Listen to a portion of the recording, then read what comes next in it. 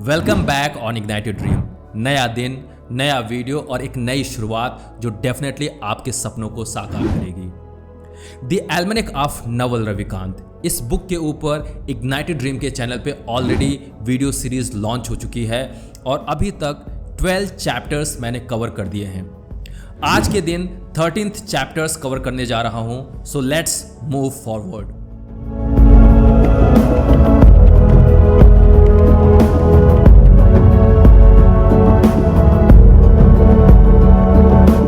So 13th chapter is how to think clearly. Naval कहते हैं clear thinker is a better compliment than smart. अगर आपको कोई बोलता है कि आप बहुत स्मार्ट हो, तो इससे ज़्यादा आपको ये कोई बोले कि आप क्लियर थिंकर हो, ये सबसे बड़ा कॉम्प्लीमेंट है। तो क्लियर थिंकर बनो स्मार्टनेस के साथ साथ। अब ये कह रहे हैं कि आखिर क्लियर थिंकर कैसे बना जा सकता है, तो उसके लिए बोल रहे हैं फोकस ऑन बेसिक्स। नवल कहते हैं if you can't explain it to a child then you don't know it.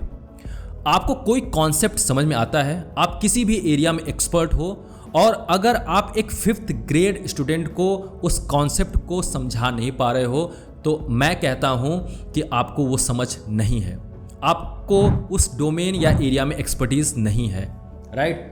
तो बेसिक्स पे फोकस करो, बेसिक्स आपको समझ में आनी चाहिए। फॉर एग्जाम्पल, मैं यहाँ पे एक वीडियो शूट कर रहा हूँ, वीडियो एडिट करता हूँ। अगर मुझे बेसिक्स अच्छे तरीके से पता है तो मेरे सामने कोई भी आप टूल ला कर दे दोगे, कोई भी सॉफ्टवेयर ला कर दे दोगे, मैं आसानी से वीडियो एडिट कर सकता हूँ। आप ट्रिग्नोमेट्री में मास्टरी हासिल करना चाहते हो तो आपको बेसिक पता होना चाहिए, अरिथमेटिक पता होना चाहिए, ज्योमेट्री पता होनी चाहिए, राइट। बेसिक्स के ऊपर अगर आप काम करते हो तो आप किसी भी एरिया में मास्टरी हासिल कर सकते हो। अब नवल कहते हैं why clear thinking is required. Clear thinking की नीड क्यों है? क्यों?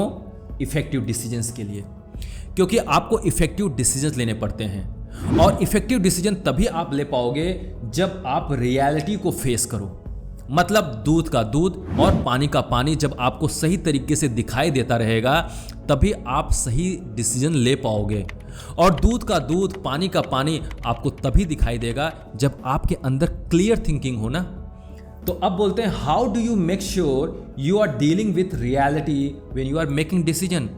आपको पता कैसे चलेगा कि जब आप डिसीजन ले रहे हो तो रियलिटी को चेक करने के बाद डिसीजन ले रहे हो, आपने सारी रियलिटी अच्छी तरीके से देख ली है, मतलब आपने क्लियरली अपने थॉट प्रोसेस को अप्लाई कर लिया हुआ है।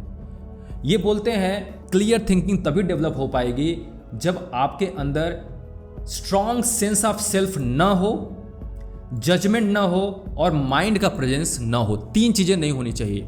एक, स्ट्रॉन्ग सेंस ऑफ सेल्फ जिसको बोलते हैं ईगो। दूसरा, जजमेंट, इसको बोलते हैं प्री कंसीव्ड नोशन, पूर्वानुमान विचारधारा। और तीसरा, desire to change the truth according to your self.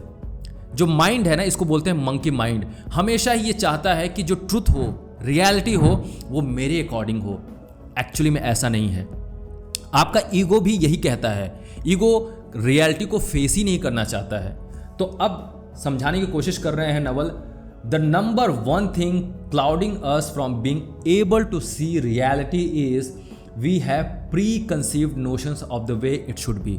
वही समझाया ना, आपके अंदर प्री कंसीव्ड नोशन जब रहेगा तो रियलिटी को चेक करने वाला जो दिमाग है उसको पूरी तरीके से क्लाउड कर देगा, राइट। आप कभी भी रियलिटी को देख नहीं पाओगे। जो आपने पहले से ही सोच रखा है, जो आपने पहले से अनुमान लगा रखा है, उसी के अकॉर्डिंग हर रियलिटी को देखोगे। फॉर एग्जाम्पल, मैं कल ऑफिस में अपने बॉस से लड़ाई लड़ लिया, कोई कॉन्फ्लिक्ट क्रिएट हो गया। आज के दिन मैं जब जा रहा हूं तो मेरे दिमाग में वही थॉट चल रहा होगा कि कल तो मैंने अपने बॉस से कॉन्फ्लिक्ट रेज किया, कुछ फाइटिंग हो गई, तो डेफिनेटली मेरा बॉस आज भी मेरे साथ वैसा ही बिहेव करेगा। This is pre conceived notion, पूर्वानुमान विचारधारा, जो रियलिटी से आपको दूर रखता है। इसीलिए कभी भी जजमेंट मत बनो, कभी भी प्री कंसीव्ड नोशंस मत रखो। फिर नवल कहते हैं द मोमेंट ऑफ सफरिंग। समझते हैं इसको, why people go away from facing reality. लोग रियलिटी को फेस क्यों नहीं करना चाहते हैं? क्योंकि वो मोमेंट ऑफ सफरिंग से दूर भागना चाहते हैं। वो नहीं चाहते हैं कि मुझे सफ़र करना पड़े, वो बस ख्याली दुनिया में अपने आप को रखना चाहते हैं, राइट। बिजनेस कर रहे हैं, उन्होंने स्ट्रैटेजी गलत बना ली, डिसीजंस गलत ले लिए हैं, अंदर ही अंदर उनको पता चल रहा होगा, लेकिन उसको मानने के लिए तैयार नहीं है। वो तब मानेंगे जब उसका एडवर्स इम्पैक्ट उनके बिजनेस में पड़ेगा।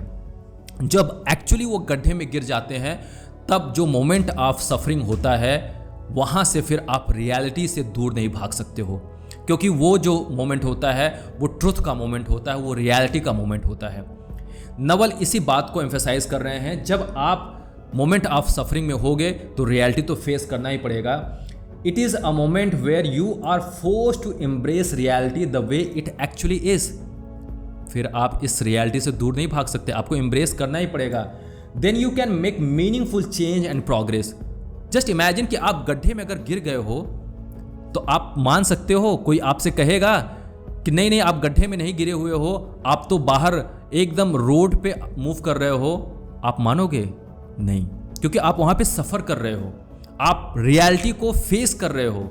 वो मोमेंट जो है वो ट्रुथ का मोमेंट है, तो वहाँ से आप डेफिनेटली क्लियर थिंकिंग डेवलप करोगे और फिर स्ट्रैटेजी बनाओगे, फिर वहाँ से सोल्यूशन ओरिएंटेड बनोगे, सोल्यूशन ढूंढोगे जिससे आप गड्ढे से बाहर निकल सके, और वो ट्रांसफॉर्मेशन का मोमेंट होगा, चेंज का मोमेंट होगा, राइट। वहीं से प्रोग्रेस स्टार्ट होगी।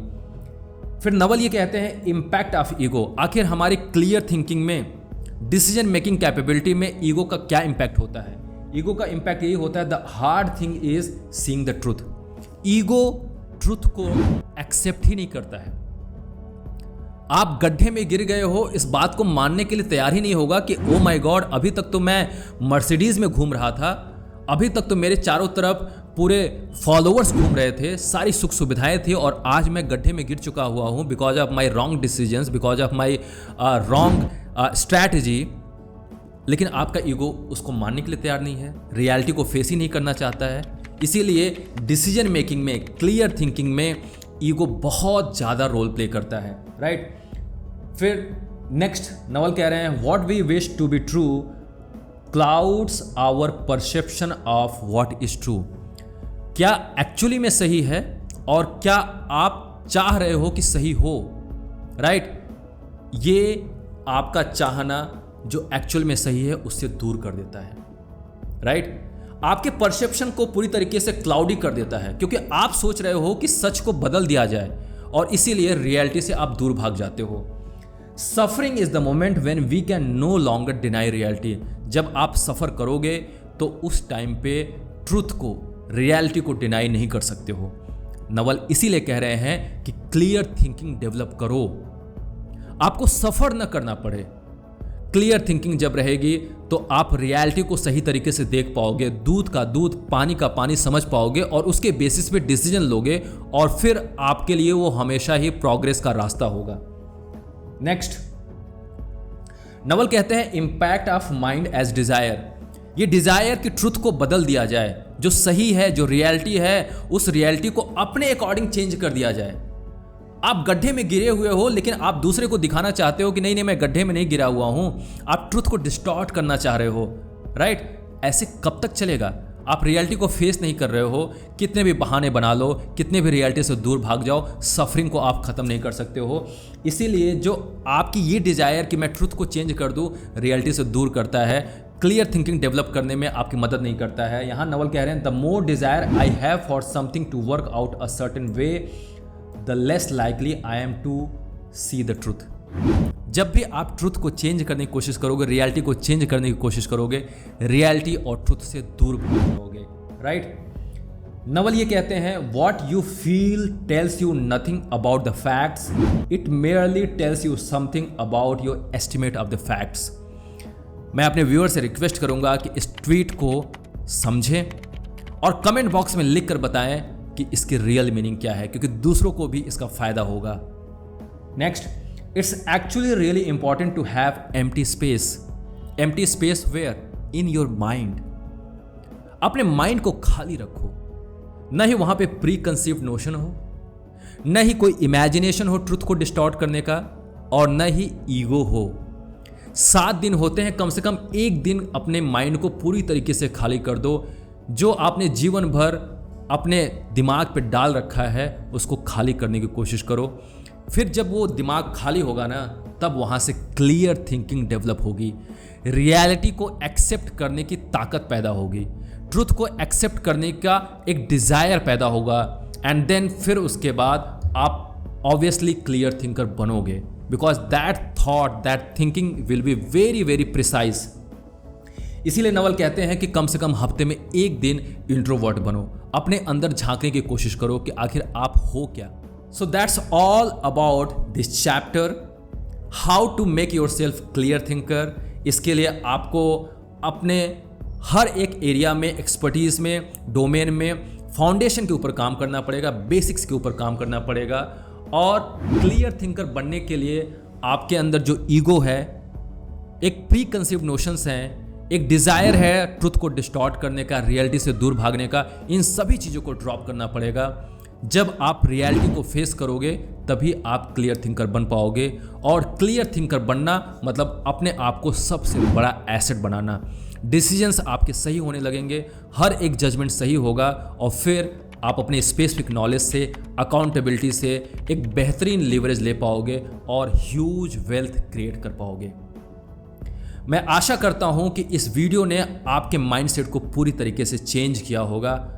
आप एक क्लियर थिंकर बनने की तरफ डेफिनेटली आगे बढ़ोगे। अगर ये वीडियो आपको अच्छा लगता है तो इस वीडियो को दूसरों के साथ भी शेयर करो, क्योंकि उनको भी क्लियर थिंकर बनाने में ये वीडियो मदद करेगा। इस वीडियो का कोई भी पोर्शन, कोई भी एरिया आपको अच्छा लगा हो तो कमेंट बॉक्स में लिख कर उसको शेयर करो। और इग्नाइटेड ड्रीम का एफर्ट, ये वीडियो जो मैं आप तक पहुंचा रहा हूं, नवल रविकांत के विजडम को आप तक लाने की कोशिश कर रहा हूं, अगर ये एफर्ट आपको अच्छा लग रहा है तो इग्नाइटेड ड्रीम के चैनल को अभी सब्सक्राइब करो, बेल आइकन को हिट करो, जिससे आगे आने वाला वीडियो कोई भी मिस न होने पाए। मेरे साथ इन वीडियोस को देखने के लिए और सपोर्ट करने के लिए आपको बहुत बहुत धन्यवाद। Keep moving forward and keep learning. Thank you so much.